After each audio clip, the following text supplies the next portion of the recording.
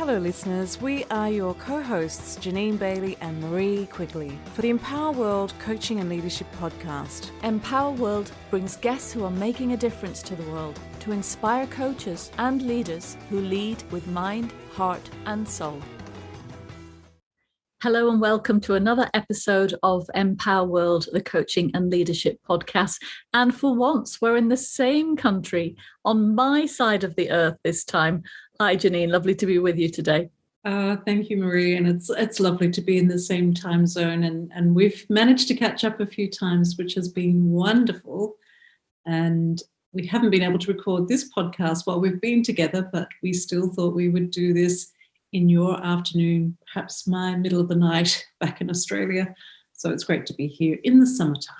It certainly is. And what a beautiful, absolutely stunning day it is in Yorkshire. And I hope wherever you're listening from, it's also a wonderful day for you too. And this is the first recording in a series of 8 that we're going to be doing to talk about the ICF core competencies. We've picked them out in detail and we're going to explore what that means in terms of practicality and how to embody the work into your coaching practice. So we're trusting you'll find it a useful series of 8 short, sweet podcasts. And so today we are going to share a little bit about the ethical practice, demonstrating an ethical practice, the core competency number 1 of the ICF updated core competencies that came into being this year. And so this one, of course, is, well, they're all equally important. And this is perhaps the foundation of the core competencies. And perhaps that's why it's number 1. Yes, and it's really, the ICF Code of Ethics is required for all levels of coaching. It's not just at the beginning, it's not for those who are experienced.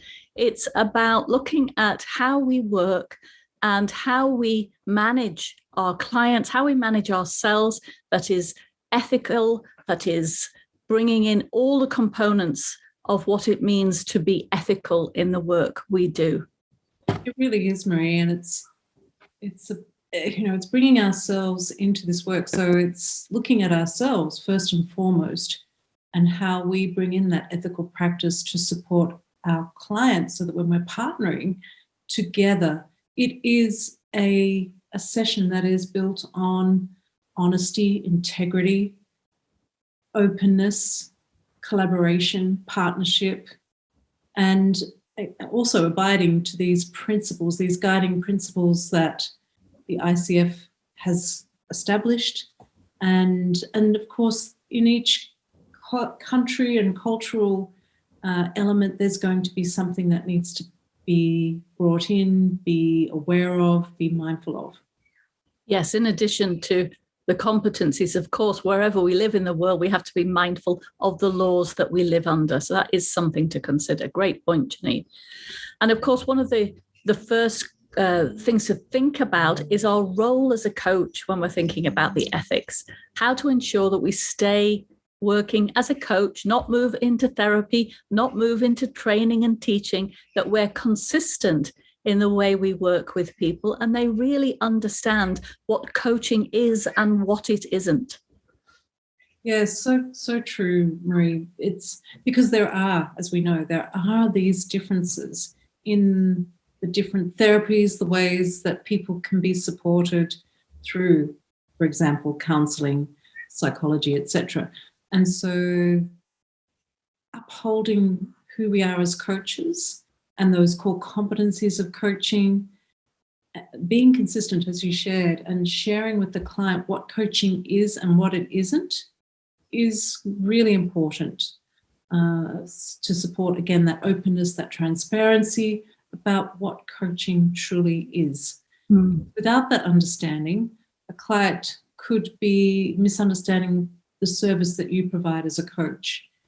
And that, again, can create all sorts of confusion and unmet expectations. Yes, and we know many clients expect us to tell them what to do, expect us to teach them. And when we follow the ICF competencies, it means that we're not going to be doing any of that. Of course, we're going to be in service of the client, but we're going to trust that in our role as coach, we do not know more than the client does about their own life, but we are trained in these magnificent skills of coaching to support people to uncover their own answers. And staying in that coach's mode, which is curious, interested, empathetic, connected, that helps us stay in our role. And if we let go of any agenda to want the client to move anywhere or to get anywhere, we trust that they can move at their own pace, maybe faster than us sometimes, maybe slower than us. We can stay within that role of simply providing a space for exploration. Exactly. And I mean, there are many elements to the ICF ethics, what the ICF have laid out as ways to guide us as coaches and how we work with our clients. So we really highly encourage you as a coach to stay familiar with those principles and those guiding outlines that the ICF has provided. And of course, one of those key things is the confidentiality piece. Yeah. Ensuring that there is an agreement between you and the client that whatever is shared is not shared outside of the coaching session unless there is an express permission by the client. Otherwise, it's the details of that conversation are to be kept within that partnership. And it's also recognizing that perhaps you as a coach might take notes. They may be brief notes, they may be more detailed notes, but it's also ensuring that whatever you take down as notes for the session is to keep that locked away in a safe and secure place so that no one else has access to that information. Absolutely. So important, especially when you're working in organizations where people have access to different files and information.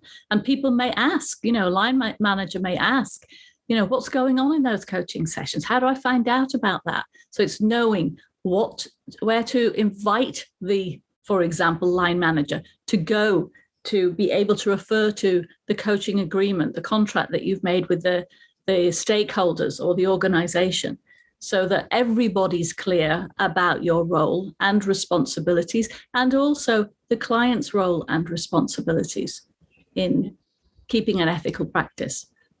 Yes, really important, Marie. And you shared about working with a sponsor, working in an organization. So again, there's so many potential ethical dilemmas that can come up, so many situations that can provide an ethical conflict, or what's the word I'm looking for, where there is going to be something that perhaps calls ethics to be looked at.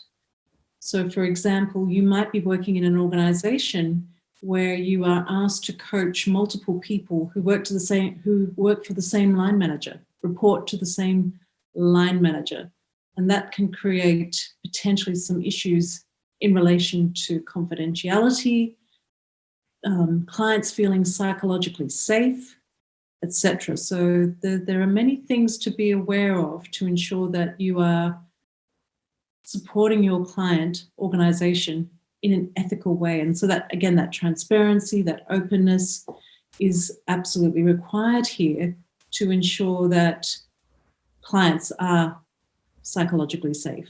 Yeah, and it's about naming, if you are working with somebody and somebody else wants you to work with their direct report, what's the consequence of that for you in the system of the organization? How much information do you hold? Is it possible to coach somebody else when you're coaching their peer and hold the sacred space of that confidentiality? Or may the pieces of information that you hold slip out? So there's lots of things to consider about how we want to be as professionals. And I mentioned, us as coaches working in an organization.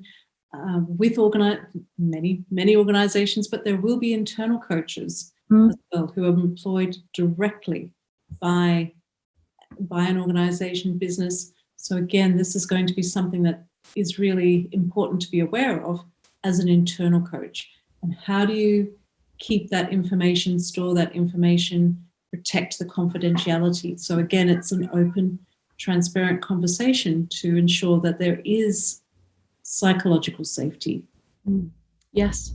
And of course, the ICF Code of Ethics, you can go and find out about that online. There's lots of information about that. But when we train coaches, we always say, think about your own code of conduct that you would like to have when you're working with someone. What are the things that are most important to you that enable this, creating this safe place to work with? So some of the questions we ask our coaches that we train is, what would you like to be in place when you're working with someone in an ethical practice? Yeah. And again, it's slips in nicely into the cultural aspect. Being aware of, and perhaps it's not even cultural, it's still being aware of what is an individual's needs. What is it that they have to or want or require to have in place to feel safe? Yes. And perhaps that can be really recognized or perhaps really highlighted when we think about different cultures.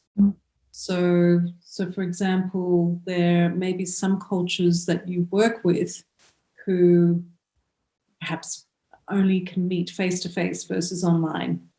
Or perhaps there is certain food, if it was introduced, is not acceptable. Or perhaps a coach might have a pet that comes into the session if the sessions were being held at home that perhaps doesn't sit well or the client doesn't feel safe with. So there are all these sorts of things that we must be aware of as coaches to, again, support our clients to feel safe and respected and heard, to feel comfortable to be able to share whatever it is they need to share. Certainly is. And we've got to think about that equity, diversity, and inclusivity. Those competencies were really shifted to encompass those 3 points, those 3 concepts, to make sure that we are all considering our own biases, where we slip up, which may take us out of our ethical practice, how our judgment can come in, how our own upbringing can come in, and maybe cross some boundaries that don't feel safe for the client. So there's a number of things you can consider when thinking about your own ethical practice. Yeah, absolutely. And it's also thinking about self in terms of, how do I develop myself? How do I keep myself relevant? And to also continue to consistently meet the ICF core competencies. Ensure that I am bringing the best of myself in a way that supports the client to also bring out the best in themselves. It really is about that reflective piece, to identify our blind spots as well, and to, again, continue to invest in ourselves in service of our clients. So let's take a pause with this recording as it moves nicely into Core Competency 2, which we hope you listen to next. Yes, and again, we encourage you to read the ICF Core Competencies and the ICF Code of Ethics documents, which are easily found on their website. So thank you for listening, and we look forward to connecting with you on the next episode. Thanks for listening. You can find out more about us on our website, www.empower-world.com, and on our social media networks, Facebook, LinkedIn, Twitter, Instagram, and YouTube. Be empowered.